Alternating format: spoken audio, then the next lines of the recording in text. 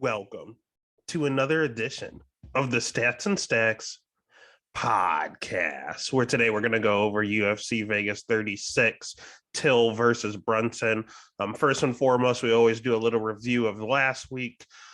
Not the greatest week, not the worst week. We went 3 of 6 for picks. We always do 2 locks, 2 totals we like, and 2 live dogs. We had a dog in Pat Sabatini. It was not looking good, but he somehow pulled off the sub, and both of our locks hit.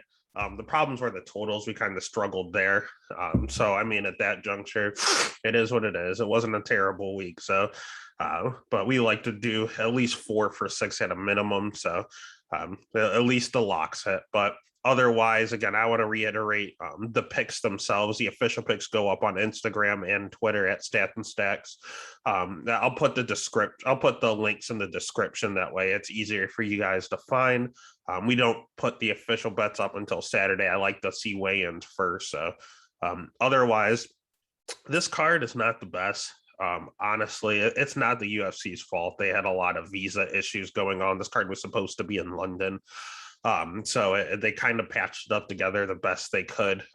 Hey, it's a free card and I appreciate the work. So welcome to UFC Vegas 36. Landmines is what it should be called, because there's not a lot of good bets on this card. A lot of locks that you like are too big of favorites. A lot of too big of favorites that the lines are just off. There's a lot of craziness going on. So I'm here to walk you through it. So you know what?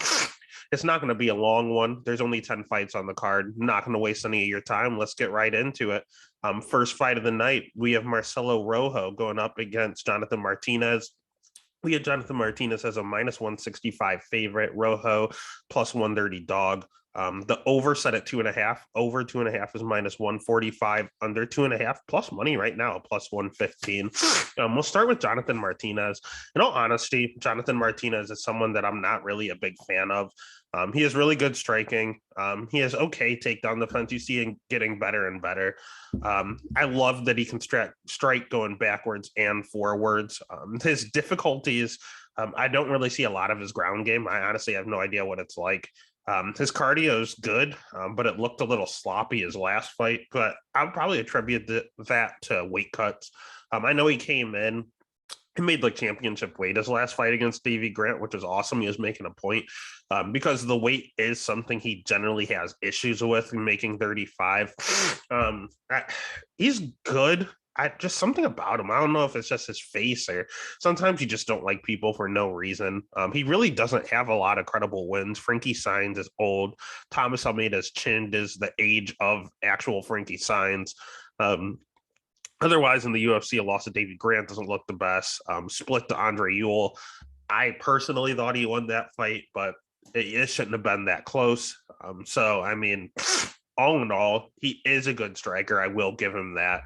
And the guy he's fighting in Rojo isn't necessarily going to take you down and try to tap you out. I mean, Rojo himself, out of his 7 losses, I want to say 4 or 5 of them are by submission. So he's one that's kind of avoiding the ground. He doesn't have the best takedown defense. It's a little questionable. And obviously his ground game is also a little questionable. With Rojo, he's honestly extremely hittable. And to me, he seems to slow and tire a little. There's a difference, again, between slowing down and gassing out. He doesn't gas out, but he just slow down a little in the later rounds. His boxing's good. Don't get me wrong. It's okay. And he does love to pressure you. And that does seem to be something that Martinez struggles with. However, Rojo struggles with southpaws, and that's the stance that Martinez fights in. So you had Martinez struggling with pressure, Rojo struggling with lefties. In all honesty, I understand how Rojo is a live dog. A lot of people are all over Rojo this week. I understand, but it's like one of those where they look good in a loss. That doesn't always translate into a win the next fight. I mean, in most instances, it doesn't. I don't put too much merit into how they look when they lose the fight because at the end of the day, they lost the fight. And honestly, I don't want to see Rojo win because I hate that fucking T-Rex thing he does when he wins. I hate that thing. So he needs to lose. If he does win, it will probably be by finish. If Martinez wins, it would probably be, it could be by finish, could also be by decision.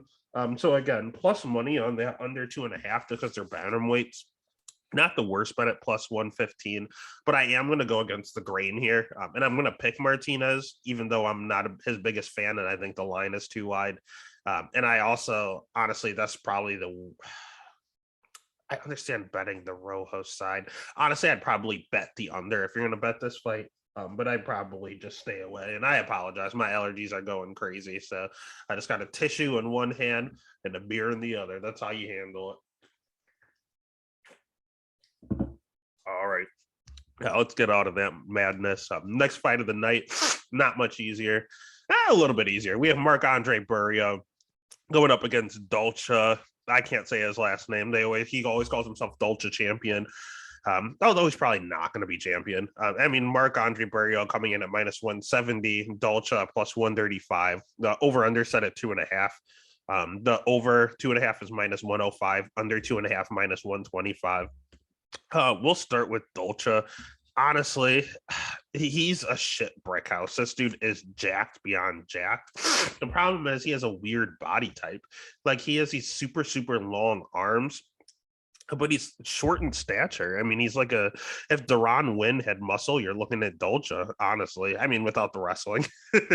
But he's way too short. He's 5'8", fighting at 185. I mean, at that juncture, I mean, his striking's okay. Again, he's really strong, so he has some decent power. It does seem to not translate into the later rounds. You get him into second or third round, you're okay. And his volume in regards to his striking is super low. I don't like that whatsoever. Easy to outpoint this guy. You're going to see that's a common theme with a lot of these fights here, in all honesty. A lot of low volume fighters this card. He does pressure a lot. It's just when he pressures, it's whole lot of nothing. He's just staring at you like T Wood style. And then he explodes. And when he explodes, it's scary. He can get you taken down to the ground. He does get takedowns, but there's no technique to it. As someone that used to wrestle in high school, like it is torturous watching him take people down.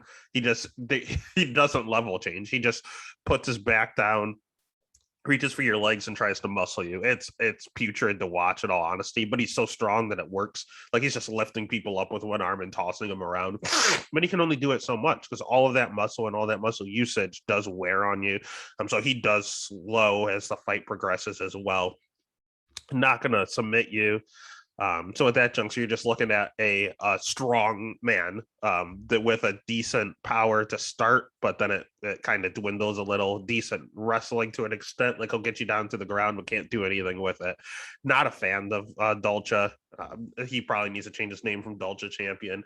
Not that I'm the biggest fan of his opponent here, Marc-Andre Barriault. He was the former Chiquio. You see the 2 title belts here, the middleweight and light heavyweight champion. He's someone where it just isn't working in the UFC. He came in with a lot of pedigree. He came in with a lot of mystique and a lot of just fans and everything coming in. UFC wanted him to just be a star, and this dude lost to Andrew Sanchez, lost to Christoph Jocko, lost to Jung Park. I'll tell you what, I mean, those aren't the worst fighters, but they're not the best. They're not the bottom of the barrel when it comes to the middleweight division, but they're the next step up. They're the lowest, like, credible people that you can fight, in my opinion, in Jocko and Park and Sanchez. And his problem is he gets taken down a lot. So again, DLce will shoot those takedowns and he will take you down. It's just Barriault is good at getting back up from it. Otherwise, he has high volume, the complete opposite of DLce. So I will give him the striking advantage. It's a little more crisp, less power, but more crisp and a lot more volume. You can back him up a little bit, which is, I mean, all DLce does is pressure, so that's going to be good for DLce, but he has to throw. And even if he does throw, Marc-Andre is pretty durable. He's never been knocked out. I mean, he'll dirty box a little. His cardio is really good. I mean, I saw like 2 fights where he slowed, and the other ones he looked phenomenal. So his cardio is at least good enough. And he tries to mix in the wrestling too. So that's another thing. Neither one of these guys are wrestlers, but they have pretty good timing and they'll mix it in just to keep you on your toes. And if he takes down DLce, I mean, later on in the fight, who knows if DLce could even get up with how tired he's going to be. So at that point, the pick is Mark. And there's not a lot of locks on this card. So I might end up betting Marc-Andre Barriault, as gross as it sounds. And I know there was some steroid usage at some point as well. But he looks good now looking at his Instagram. So I'll pick him, and I might be forced to bet him, unfortunately. All right, and that takes us to the next fight of the night. You want to talk about locks? The biggest lock of the night is Jack Shore coming in at 14-0, going up against Ludwig Shinilian. You'll recognize Ludwig from the Ultimate Fighter show and Jack Shore from being just an ultimate stud. We have Jack Shore. This is the problem. A minus 610 favorite. Comeback on Ludwig is plus 380. Over 2.5 is minus 125. Under 2.5 is minus 105. We'll start with Jack, man. He's good. This dude is good. Phenomenal wrestling. This dude is tough to take down. I think he has 100% takedown defense. And he's fighting guys like Hunter Azure, who have a wrestling background. He's fighting guys like Aaron Phillips. I mean, Jack Shore is damn good. Great wrestling, good striking on the feet. Usually it's one or the other. He has both. And then he has a black belt on the ground to top it off. There is not an area where he's weak. He has great cardio, so you don't have to worry about him slowing down. Jack Shore is one of these guys where I always try to say positives and negatives about the fighters. There's no negatives on Jack Shore. I guess the only negative would be competition, but you got to remember, this dude's not old. Jack Shore is only 26 years old. This dude is the future, and I think he's fighting the appropriate level considering his age and experience. So at this juncture, he really has no flaws. The only flaw, I guess, it would be in regards to he's not just going out and starching these guys, even though he does have he had a streak here where he had like 5 in a row. Shout out to the Dogger Pass podcast with Cody Safdick and Paul Shaughnessy. They did mention how close those fights are to the totals, which, I mean, you're kind of forced. You can't bet Ludwig, so you're kind of forced to use a total here. But I don't know if it's something you want to do. I mean, again, all the credit to Cody in the world to bring it up. I mean, look at his finishes. Round 3 at 228, just squeaking under that 2.5. The 251 round 3, just squeaking over the 2.5. This one was set at 1.5. We have 229, 1 second before the under was about to be a bad bet. Like, he's barely getting these finishes in the time frames, and you don't know which way it's gonna flip flop. As soon as it hits about 220 left in the third, or 220 into the third, Jack Shore is just about to start getting the finish. So you don't know if it's going to be too late or too soon. You have no idea. So it kind of makes you not want to play with that either. But you don't really have a choice because you can't bet minus 610. There's no value. And when you look at his opponent in Ludwig, I mean, he has good wrestling. I'll give him that. He's a decent grappler. His cardio shaky. That's not a good thing quality to have. His striking isn't the greatest. Honestly, all he does is pressure. It's not really existent in all honesty. His most credible win, I want to say, is like Vince Cachero, who was in the UFC, but I think he went 0-2 and got kicked out. So, I mean, he was UFC cat. He made it to the UFC, but he didn't do anything when he was there. Yeah, Vince Cachero, probably his best win. Otherwise, yeah, he doesn't bring a lot to the table, and he's taking the fight on short notice. So I don't really like that either. I guess the only other positive is he's never been finished. So at that juncture, if I had to choose, I would choose Shore, and I would choose Shore by decision, or I would choose the over 2.5 and play that crazy total game with Shore. Definitely the better fighter, has him beat everywhere. Just, I don't know when he gets it done, if he does. So the pick is Jack Shore unequivocally. The bet, I'd have to take the over 2.5. And I do apologize. I think I went out of order here. The next fight is actually happening right before that Jack Shore fight. It's Charles Jourdain and Juicy J. I don't know if I was just too excited for this fight, or I just wanted to get the Jack Shore out the way because that was too easy. But this fight is not easy. This fight is fight of the night written all over it. Charles coming in at a minus 190 favorite. Julian Erosi, my boy Juicy J, plus 120 on the comeback. Over 2.5 plus 120. Under 2.5 is getting juiced. It has minus 150 right now, but it's looking more like 180 the last time I checked. We'll start with, gosh, I love them both. We'll start with Charles. Let's start with Jourdain. Air Jourdain, baby. Love the nickname. 11-3-1. Not terrible at all. He's a really big Canadian prospect. Just as mentioned in the very, very first fight, he fought Rojo. He actually was losing to Rojo to start, and just he just decided that he's not going to lose this fight and came out and just starched him in the third. Otherwise, he's good. He has good striking. He has really good jiu-jitsu. His wrestling is the part of his game that lacks a little bit. And the other part is his chin. Yes, he's 11-3, and yes, it's showing that he's never been knocked out. But I've seen a plethora of fights where this dude is getting dropped left and right. The Rojo fight, he got dropped. Josh Kubelau draw, he got dropped. Like this dude, I think he got dropped at the Andre Fili fight too. Dude's chin is questionable. He kind of reminds me of like a Matt Frivola when he fought Terrence McKinney. Matt Frivola kept getting dropped, but has never been knocked out or only got knocked out once or something like that. And then all of a sudden, we knew that chin was going to give in eventually, and Terrence McKinney knocked him out in like 7 seconds. I'm kind of getting those vibes with Charles Jourdain. That chin and him continually getting dropped, it's going to catch him eventually, and it's going to be sooner rather than later. The tougher opponents he fights, the more difficulty it's going to be. He has good cardio though. He can be backed up a little, and he doesn't fight the best off his back foot, so that's something to watch for, especially because his opponent Juicy J does kind of like the pressure. He can be backed up a little too, but he predominantly pressures with his just patent style. No one fights like this dude, and probably for good reason, because Juicy J, I love the dude, but you want to talk about Charles's chin, man, Juicy J's chin is, I mean, he has what, 9 losses and he's been knocked out 5 or 6 times. Like, if you catch this dude clean, he's going out, and he doesn't care. He still fights the way he fights. He has his hands down low, chin up, and just brawls. That's all he does, is just brawl. And he doesn't care that his chin is bad, which makes for exciting fights. But it's scary, man. Choi knocked him out.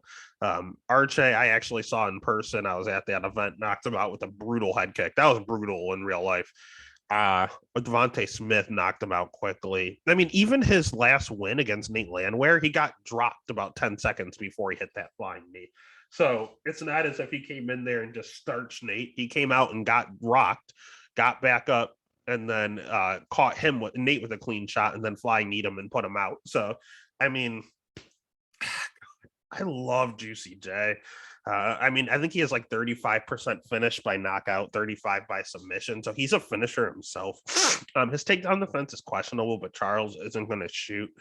And he's, of course, he's extremely hittable.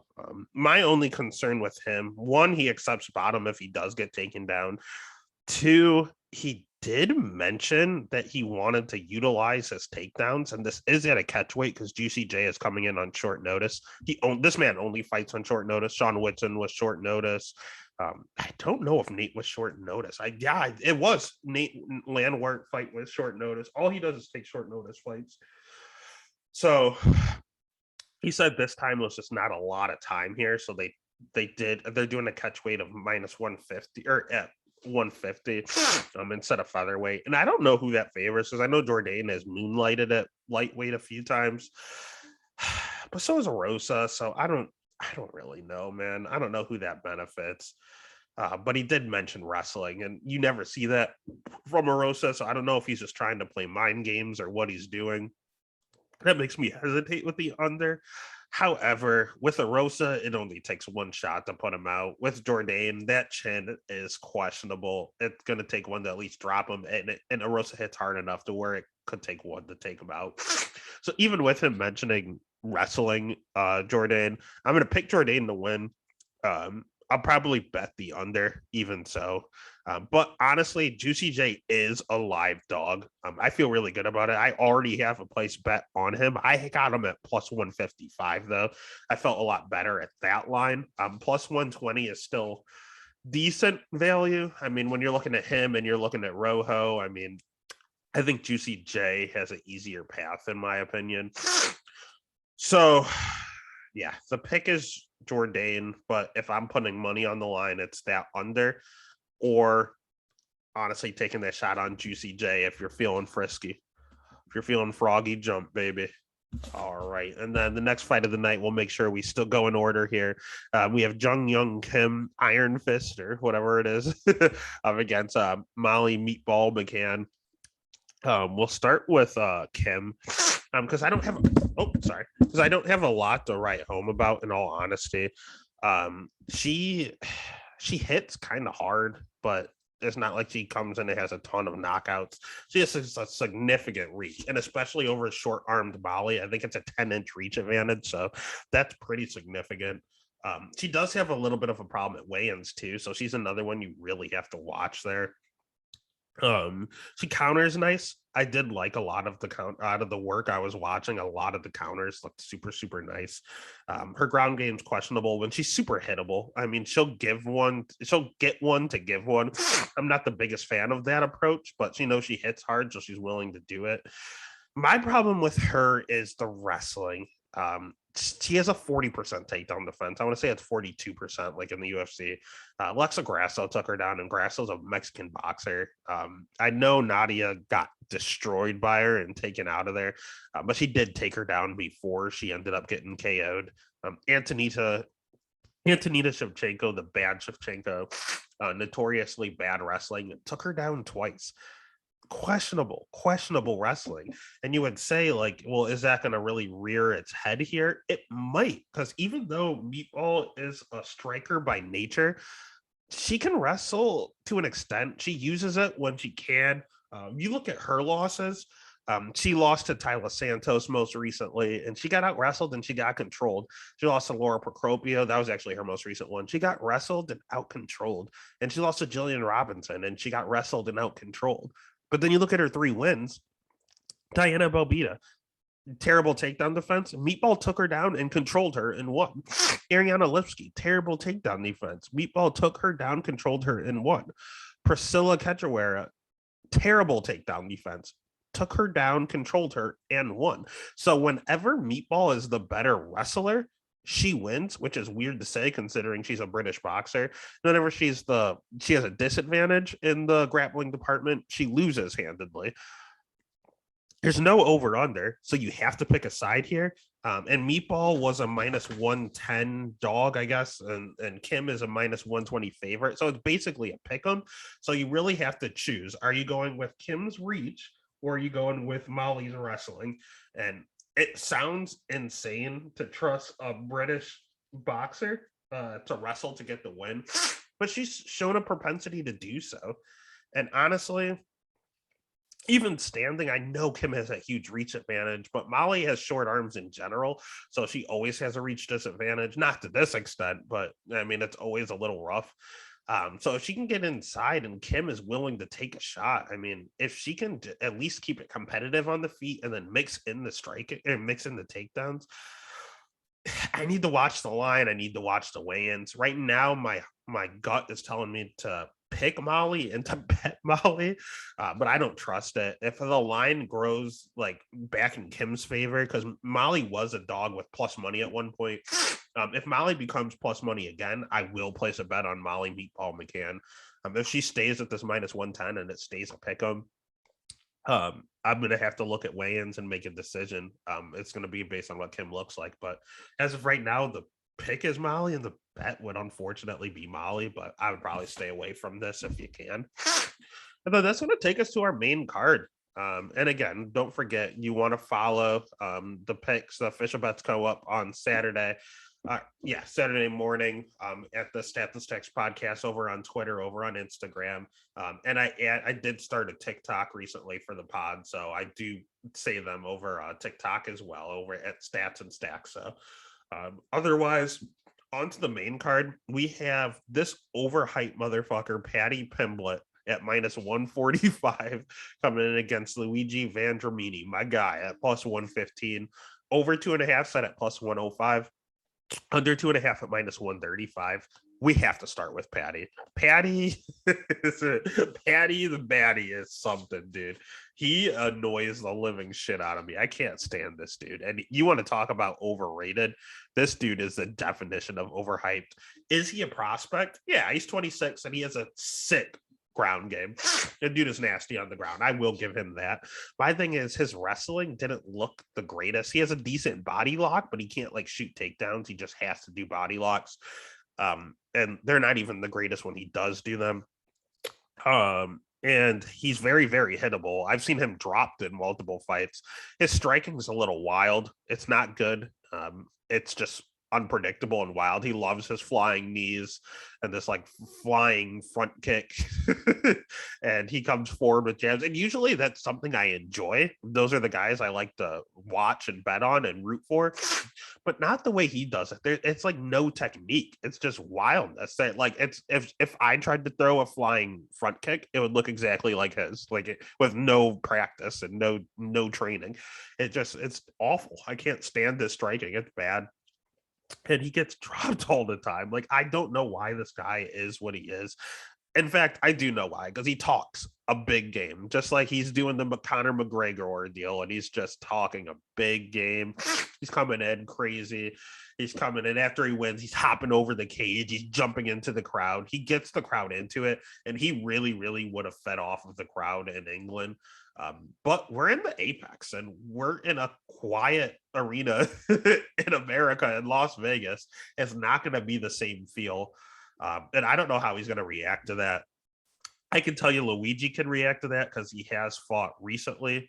Luigi Vanderini, man. I had him winning against Faraz Ziem.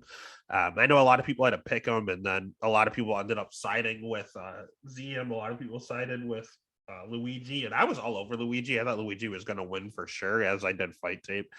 Then Faraz surprised me.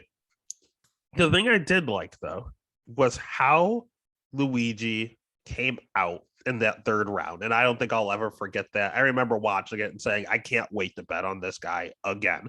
Because if you have bets where you lose and you're like, I will never bet this guy again. He annoyed me. He pissed me off. He was the complete opposite in a loss. This dude was down, getting picked apart. He was struggling with the range. And honestly, Paddy has a pretty good reach too. So that concerns me just a touch. But luckily, he has no technique whatsoever. Luigi's striking isn't the greatest, in all honesty. Packs a ton of power. The dude has 100% finish rate. Every single win he's ever had, he's finished, whether it's by submission, because he is a jiu-jitsu black belt. He's great on the ground. Or because he has so much power on the feet. Again, it's okay. Striking is not the greatest, but it's better than Paddy's wild shit.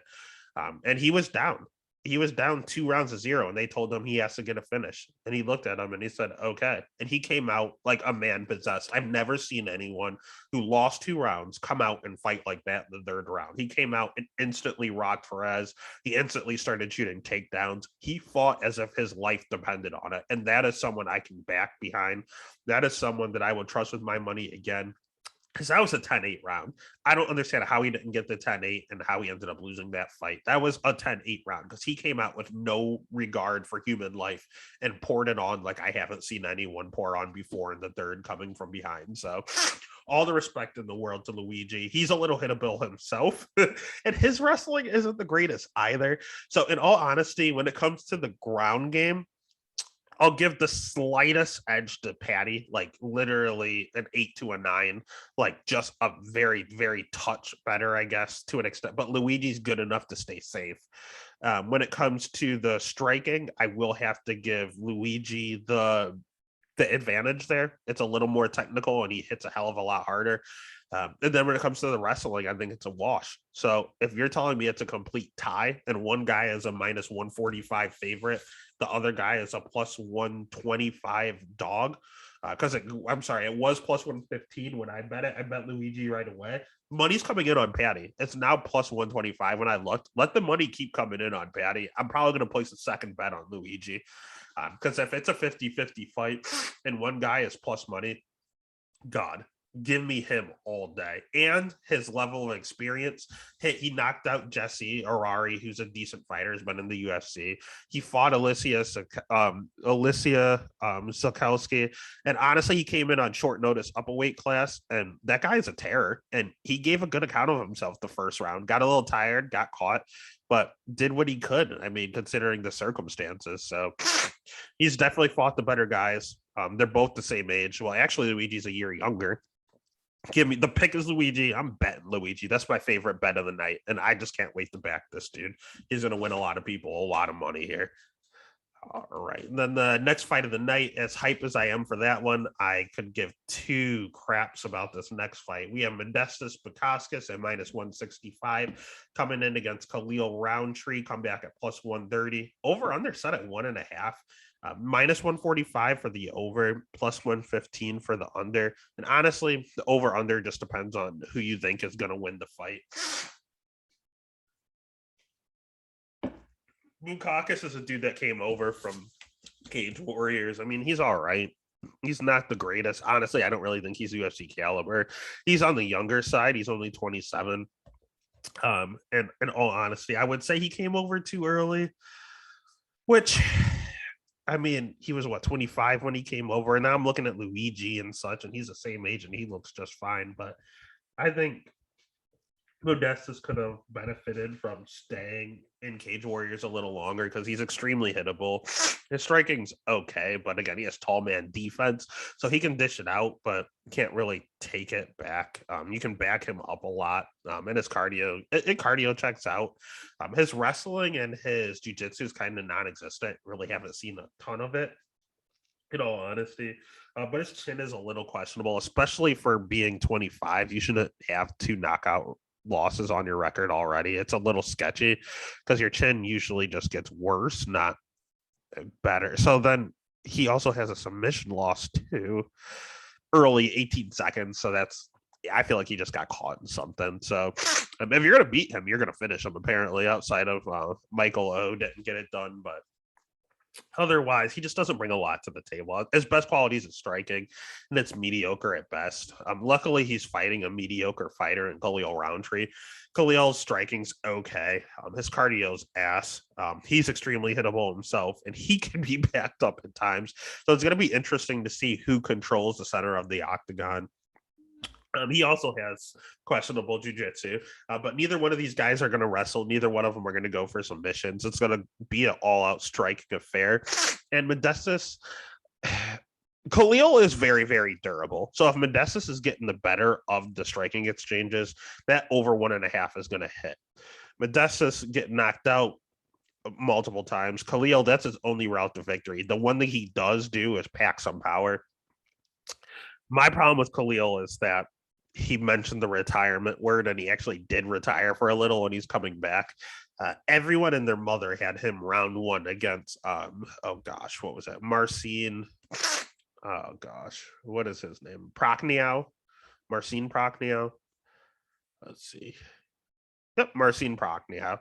I think I'm the only one. Diehard MMA podcast with Clint, shout out. Have a rule where if they mention retirement, you don't bet them. And he did. So I bet Prachnio. And I feel like I was the only one in the world to bet Prachnio. And Prachnio won a decision and won me a ton of money that night. And honestly, Roundtree retired and now he's coming back. So then I was thinking, well, what's it like when people don't just mention retirement, they retire and then they come back? Well, first I had Miesha Tate do it. I had a bet on Tate and she won, which was good. The problem is she beat Marion Renault, who mentioned retirement. So it kind of canceled each other out. So then I look at the Karolina Kowalkiewicz fight.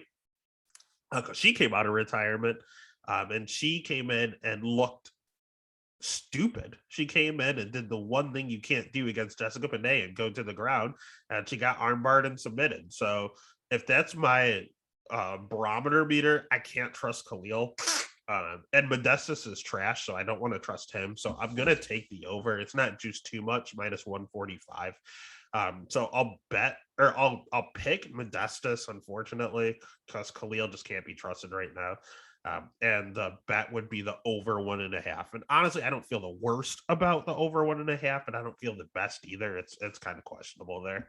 But again, there's not a lot of great fights on the card that you can bet, including the next fight, in all honesty. David Zawada coming in at a +1. See, when I had it, he was at a +140. Looking at it today, he was all the way down to +110. Morano, about -125 currently, or -135, I'm sorry. Over under set at 2.5. Over 2.5 is -172. Under 2.5 at +142. We'll start with Alex Morano because I fucking hate this dude. I can't stand him. I talked about Jonathan Martinez annoying me. I really can't stand this dude. I don't like how he looks. I don't like how after knockouts he like flinches over his opponent. I can't stand that. It's just like poor sportsmanship to me. Um, I don't like that he's a Brazilian Jiu-Jitsu black belt who refuses to wrestle. I don't like his ring IQ. I don't like the way that he fights. He doesn't have a ton of variety there. He just has a slow boxer. He's a ton of volume, but he just predominantly boxes as a jiu-jitsu practitioner, and it looks like he's a jiu-jitsu guy boxing. So I don't know what his deal is. I don't know why he's in the UFC. Again, my favorite fighters on the earth are Dominic Cruz, Brandon Royval, and then my very, very favorite forever because of World of Jigs. I love Anthony Pettis. So when Pettis fought Morono, I was nervous because if he lost to Morono, I was going to have to bump up Royval to my number one already. But luckily, Pettis whooped his ass. Honestly, it shows that it was a close fight, that Morono won the first. Pettis slipped, and then Morono jumped on top. And I will give Morono credit to where he is slick on the ground. He can't wrestle, but he managed to get to the ground, and he looked good down there because Pettis was pretty slick on the ground too.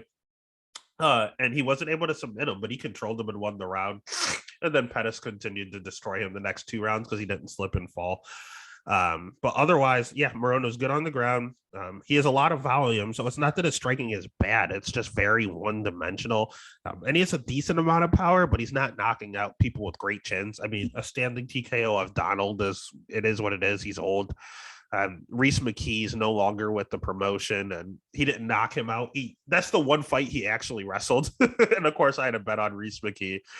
Chaos Williams came in and starched him in 30 seconds. Honestly, he doesn't have a lot of good wins. Kenan Song isn't good. Zach Otto, I don't know who that is, even though he was in the UFC. Max Griffin's probably his best win, and Max Griffin is kind of on the lower end of the spectrum. Josh Berkman was old as shit when he fought him. So again, not a ton of great wins here at all. And honestly, losing to Jordan Means and Nakamura, like those aren't the greatest losses either. So I think Morono's kind of bottom of the barrel of this division, and it's no fault but his own because he's a great jiu-jitsu practitioner, but he refuses to wrestle. So I think part of that is his gas tank. He does slow a little, and honestly, I think he chooses not to wrestle so that he doesn't gas out. That fight when he fought Reese, he gassed out. He didn't slow. He gassed out when he chose to wrestle, and I think that's why he doesn't do it. Honestly, he's not going to wrestle in this fight. He's going to stand up with Zawada because Zawada's slick on the ground too. I don't think he's going to tap out Zawada, and I think he knows that. The only thing is Zawada doesn't have the greatest takedown defense. So I guess he could take him down and just control and not go for submissions, position over submissions. Or he's going to try to just outbox him because Zawada's stand-up is okay. It's not the best, but it's not the worst. It's okay. Again, his wrestling very questionable. His power, he's one of these guys that hit hard but don't have a lot of knockouts. Zawada's really durable, man. He can take a punch though, and his cardio seems to check out for the most part. So at that juncture, man, this is a 50-50 fight. Just the sheer volume though, because Zawada does not throw a lot. Just like DLce, he doesn't throw a ton, and I don't like that. So if this is an all stand-up affair, I will unfortunately have to go with the volume of Morono. So the pick is, oh gosh, the Great White. I hate his nickname too, the Great White. God, I hate this guy. But I'm gonna have to pick him to win, and I'm gonna have to bet Morono. In all honesty, I'd have to trust him with my money. I can't bet this fight just because I think he's the right side and I don't want to trust him. But if you had to, that's the way I would go. And that takes us to the co-main already. In a battle of prospects, we have Tom Aspinall at 10-2 coming in against Sergey Spivak at 13-2. And this is a tale of two fights. Tom Aspinall is a -275 favorite. I don't like this line whatsoever. It's completely off. Sergey Spivak plus 210. Over 1.5 has it saying that Spivak's going to win, and it's set at -105. Under 1.5 is saying that Tom Aspinall comes in and starches him, and that's at -125. We'll start with Aspinall, someone I do like a lot in the division. It's interesting because heavyweight, you don't see a lot of younger guys. it's interesting to have them, fight already, considering these two are two of the youngest heavyweights in the division. Aspinall has great striking. It's not good. It's great. It's really, really fast hands, probably the fastest hands in the heavyweight division. Has a ton of power to go with the speed. Former pro boxer. Used to train with the likes of Tyson Fury. I know that they're going to mention that on the broadcast over and over and over. They love mentioning that. Tom addressed it and said, "Yeah, Tyson just whooped my ass repeatedly." So I don't know how much that was benefiting him, but he was in the room. He was sparring with him. His wrestling is okay. It's not the greatest. I've seen fights where he got taken down a lot, and that was very concerning. But that was also 5-6 years ago. The blast double he hit on Andre Arlovsky last fight was good to see, because obviously he's been working on that part of his game. He doesn't really have to work on his jiu-jitsu game because it's good. He's a black belt and no one knows about that because they just focus on his boxing and how he's knocking everyone out in 30 seconds. But the dude is slick on the ground. I know he has a loss via heel hook, but he was winning that fight and got caught. Shit happens. It's good to have some losses on your record. Kind of motivates you a little, gets you going.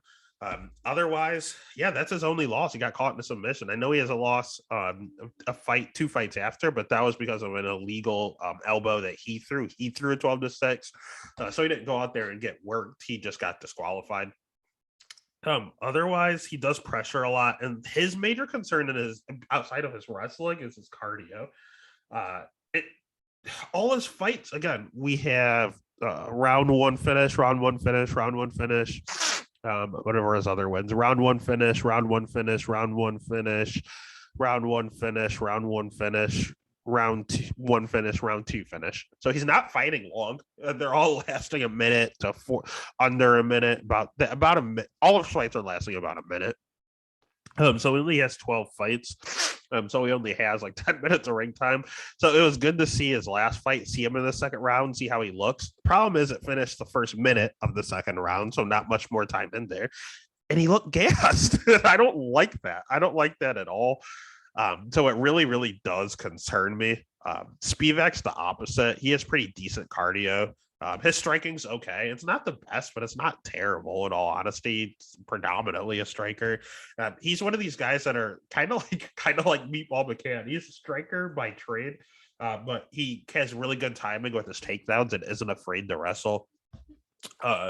His jiu-jitsu is okay. It's not the greatest. He's just an overall generalist, and he's young with an okay cardio.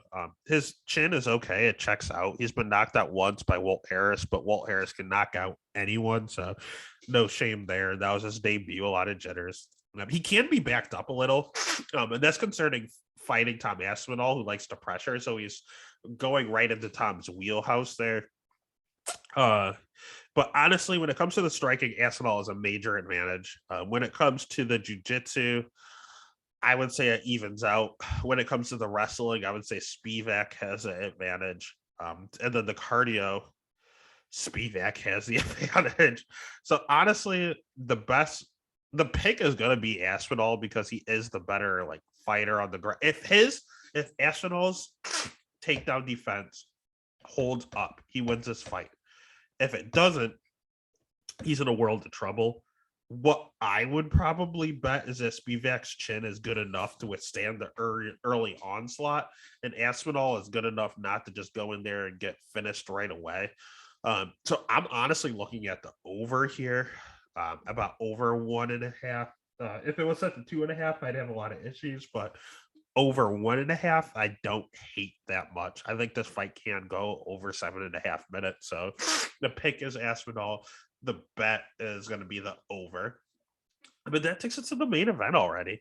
And that takes us to Darren Till, minus 175 favorite against Derek Brunson, plus 140. The line is off.